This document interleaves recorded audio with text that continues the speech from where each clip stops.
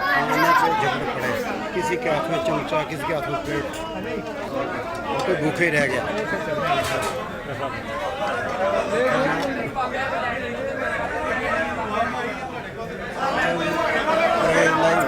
की आमद पे खाना दिया जा रहा है।